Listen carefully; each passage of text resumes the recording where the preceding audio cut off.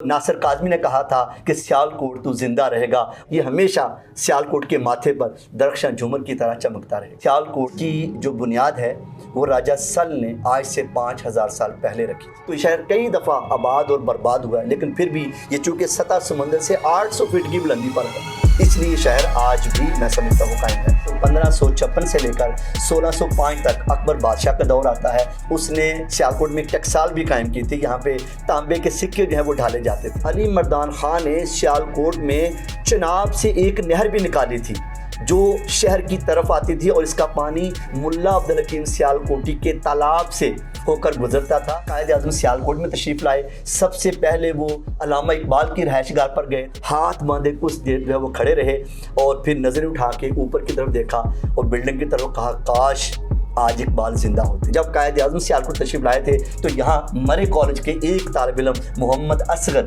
जो कि बाद में असगर सौदाई के नाम से मारूफ हुए, उन्होंने नारा पाकिस्तान का मतलब क्या, ला इलाहा इल्लल्लाह, ये इतना मारूफ हुआ कि पेशावर से लेकर राजकुमारी तक हर बच्चे बच्चे की ज़ुबान पर यह नारा था, पाकिस्तान का मतलब क्या, ला इलाहा इल्लल्लाह। अच्छा सर, तरीक़े सियालकोट बुक आपने एक पूरी जो है वो लिख दी जी, और बड़ी अच्छी, लोग आज भी इसे इस्तेफादा हासिल कर रहे हैं। थोड़ा सा तरीक़े सियालकोट के बारे में बात हो जाए कि सियालकोट शहर जो है वो जो कहा जाता है कि वो हज़ारों साल पुराना है। जी जी जी। आपकी तहकीक के मुताबिक कितनी कदीम इसकी तारीख़ है सियालकोट? जी, ये सवाल चूँकि बड़ा इंपॉर्टेंट है, बल्कि आज के इंटरव्यू में अगर इसका को मेन सवाल कहूँ तो यही है कि सियालकोट जो है वो कितना कदीम शहर है। तो मैं अपने सुनने वालों को ये बताना चाहता हूँ कि सियालकोट बिलाशुबा सनती और तारीख़ी एतबार से बहुत अहमियत का हामिल है और इसकी जो बुनियाद है वो राजा सल ने आज से 5000 साल पहले रखी थी। अच्छा। ये शहर नाला आयक के किनारे रावी और चनाब का नज़्म व नस्क कायम रखने के लिए बनाया गया था और यहाँ पर एक दोहरी फसील वाला कला भी बनाया गया था। फसील दीवार को 5000 साल पहले? जी, 5000 साल पहले। और ये फसील जो है ये दीवार को कहते हैं। और इस तरह फिर हिंदू की एक मजहबी किताब है ज्ञान शक्ति, उसमें भी ये बात लिखी है कि राजा सल ही सियालकोट का बानी था और उसी ने नाला आयक के किनारे सियालकोट की बुनियाद रखी थी। इसी तरह फिर हिंदू की एक और मुक़द्दस किताब है महाभारत, एक किताब है वायु पुराण, एक है स्कंद पुराण, एक है शक्ति पुराण। इन सब में भी सियालकोट को मुख्तलिफ़ हवालों से इसका हवाला दर्ज है कि ये शहर जो है ये इतना कदीम है और इतना पुराना है। तो मैं समझता हूँ कि सियालकोट के कदीम होने में कोई जो है वो शक व शुबे की गुंजाइश नहीं है। आप ये अंदाज़ा कर लें कि 1923 में बल्दिया कमेटी सियालकोट ने शहर में मुख्तलिफ़ तनसीबात के लिए जब खुदाई करवाई तो ज़ेर ज़मीन तकरीबन कई मील लंबी जो है वो ज़ेर ज़मीन फसील का पता चला था। तो फिर बल्दिया कमेटी ने दिल्ली और टेक्सला से कुछ माहिरीन ने आसार कदीमा को बुलवाया, उन्होंने तहकीक की और अपनी तहकीक के बाद ये बताया कि ये जो फसील जो पत्थर की जो है फसील है ये तकरीबन 3000 साल पुरानी है। अच्छा। तो उन्होंने इससे अंदाज़ा लगाया कि शहर वाकई बहुत कदीम है, पुराना है। फिर उसी खुदाई के दौरान महात्मा बुद्ध के मुजस्समे भी मिले और कुछ अशोक के दौर के सिक्के भी मिले थे। और वो जो मुजस्समा जो मिला था महात्मा बुद्ध का, म्यूनसिपल कमेटी ने यानी बल्दिया कमेटी ने जज्बा खैर सगाली के तौर पर टोक्यो के अजायब घर में उसे डोनेट कर दिया था।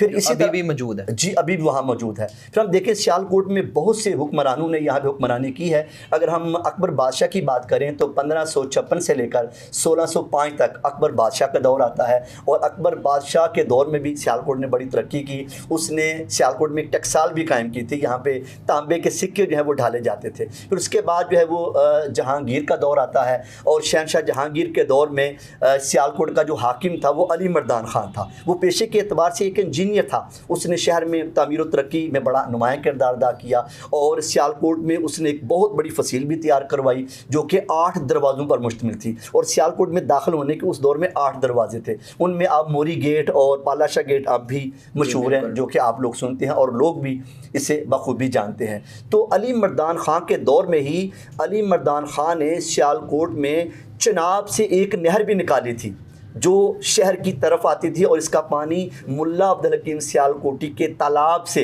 होकर गुजरता था और वो पानी था वो शहर की तमीर व तरक्की के लिए भी ये पानी इस्तेमाल होता था। इसी तरह फिर अगर हम ये देखें कि मान सिंह के दौर में और जहांगीर के दौर में उसके बाद जो है ये सियालकोटी कागज़ जो है वो बनना शुरू हुआ और इसका जो आगाज़ है ये कश्मीरी ख़ानदानों ने किया था और इसके जो कारखाने थे वो नाला ए के करीब रंगपुरा, पूरा हीरा और नेकापुरा में मौजूद थे। चूँकि पानी जो है वो बेसिक जो है इसकी बुनियाद है कागज़ बनाने की, तो उस दौर में जो है वो कागज़ बनना शुरू हुआ। फिर ये भी बता दें कि सियालकोट जो है ये पाकिस्तान का बल्कि बरे सगीर का एक इंतहाई मशरकी शहर है। इसकी जो शुमाली हद है वो जम्मू व कश्मीर से मिलती है, इसके जनूब में ज़िला गुजरावाला वाक़या है, इसके मशरक़ में ज़िला नारोवाल वाक़या है और मैं समझता हूँ कि सियालकोट जो है वो हर लिहाज से जो है वो दुनिया में अपना मकाम बनाए हुए है। तो सियालकोट जो है इस हवाले से बड़ी अहमियत का हामिल है कि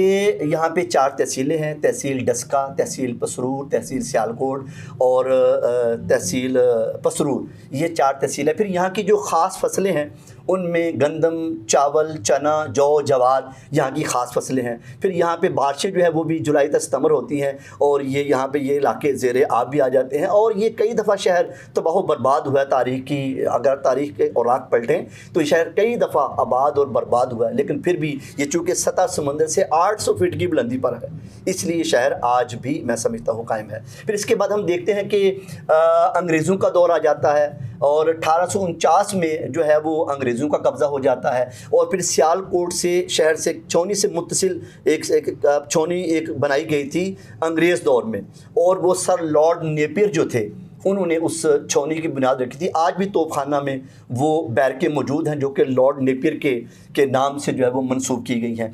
इस तरह सियालकोट में मैं ये भी बताता चलूँ अपने सुनने वालों को कि सियालकोट में जो पहले डिप्टी कमिश्नर जो तैनात हुए थे वो मिस्टर जॉन एंगल्स थे। ये 1851 में वो तैनात हुए थे। फिर 1853 में जो पहला चीफ कमिश्नर था वो लॉर्ड लॉरेंस थे और लॉर्ड लॉरेंस जो थे उसी दौर में उनकी फैमिलीज़ और उनके जो थे दीगर जो लोग यहाँ पे तैनात थे या रहते थे उनके लिए फिर उस दौर में एक मिशन जो है मिशनरी जज्बे के तहत यहाँ पे कॉलेजेस बनाए गए और मरे कॉलेज भी उन्हीं में से एक है। फिर ये स्कॉच मिशन और ये जिस तरह के जो है ये अदारे जो थे कैंट में कॉन्वेंट जो अदारे हैं उस तरह के अदारे जो हैं उन्हीं के लिए कायम किए गए थे। फिर सियालकोट कैंट में एक घंटा घर जो है वो भी जो है वो मिशन हॉस्पिटल हो गया, कैथोलिक चर्च हो गया, ये सारे जो थे ये सारी चीज़ें उसी दौर में जो है ये बनी थी।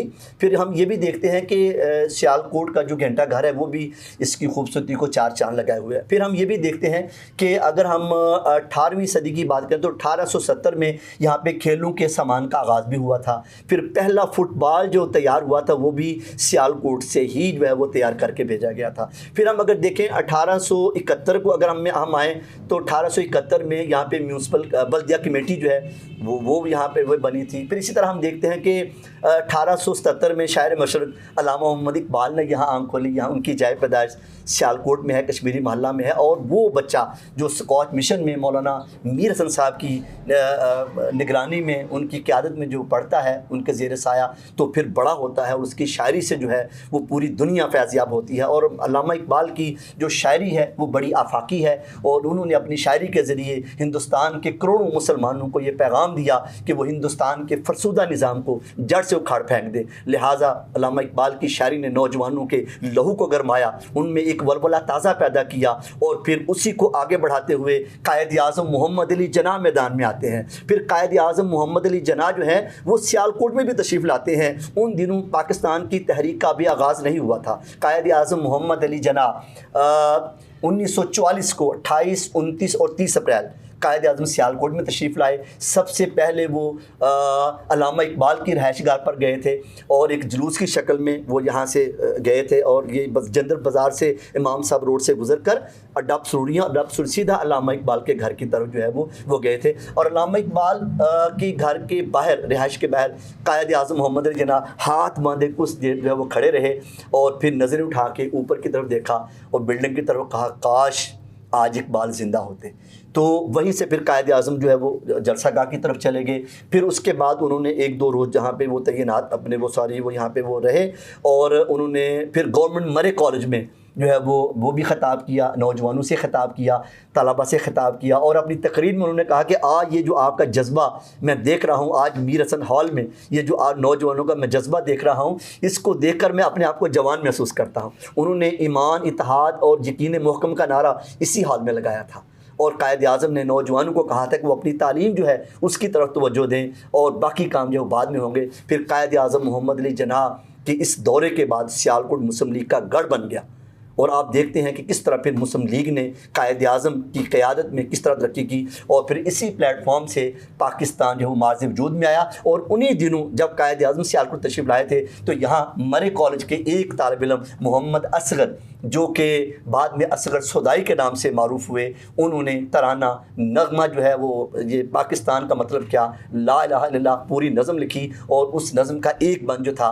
उसमें ये नारा पाकिस्तान का मतलब क्या, ला इलाहा इल्लल्लाह, ये इतना मारूफ़ हुआ कि पेशावर से लेकर राजकुमारी तक हर बच्चे की ज़ुबान पर यह नारा था, पाकिस्तान का मतलब क्या, ला इलाहा इल्लल्लाह। और मैं समझ इसी कलमे की बुनियाद पर पाकिस्तान की बुनियाद रखी गई और फिर 14 अगस्त 1947 को पाकिस्तान मार्ज़ वजूद में आ गया। इस तरह फिर हम देखते हैं कि फिर 1965 की अगर हम बात करें तो सियालकोट के शहरियों ने, ये भी सियालकोट का एक खासा है कि सियालकोट के शहरियों ने पाक फ़ौज के शाना बशाना जो है वो चुविंडा के महाज पर जो है वो जंग लड़ी और फिर भारत को ऐसी इबरतनाक शिकस्त से उन्होंने दो चार किया कि भारत का सारा गुरूर जो है वो खाक आलूद होकर रह गया। फिर हम देखते हैं 1965 के बाद की जंग में फिर इनके यहाँ के शहरियों को जो हलाल इस्तक़लाल दिया गया वो इनकी जुर्रत और बहादुरी की बिना पे इन्हें अता किया गया। फिर हम देखते हैं सियालकोट और आगे बढ़ता है। फिर 1982 में सियालकोट चैम्बर ऑफ